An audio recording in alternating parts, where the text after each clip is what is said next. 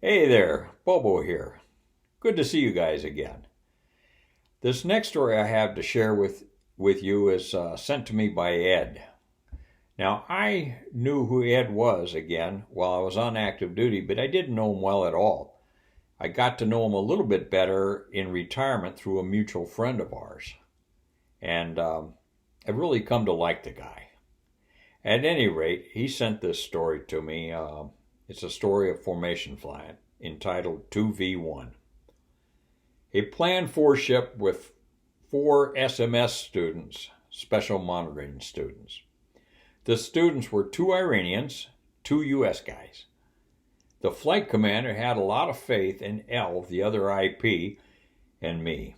I lost my faith in L on takeoff when he aborted, leaving me with the remains. The thing I remember the most is a pitch out for a straight ahead rejoin with the two SMS students smoking past me faster than the speed of smell, one on each side. Of course, once they got in front of me, they both had to look back at me and inadvertently began a crossover right in front of me. The Lord takes care of drunks and fools. Boy, have I had that covered many times in my life. The Lord takes care of drunks and fools. To give you a little bit more background on this story, when we would get into the area for our formation work, a pitch out and a rejoin was one of the basic maneuvers we worked on. This is a maneuver where we would line everybody up in echelon formation, kind of like that. In Ed's case, Ed would be lead and then 2 and 3. So Ed's duel with 2 and 3 marginal or special monitoring students.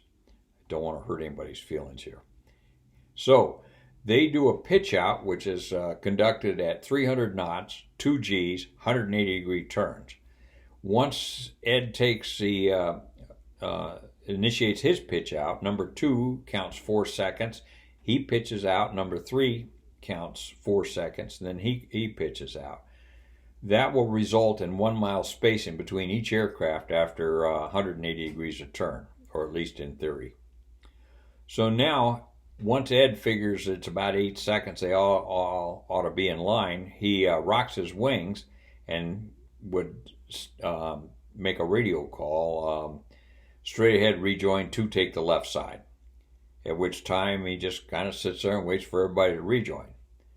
Well, these students apparently were coming up on him, as he says, the speed of smell, and overshot him. Now they end up, both of them in front of them. They're both looking back at him, and that's when the fun begins. Thanks, Ed, for providing the story. We've all been there, buddy.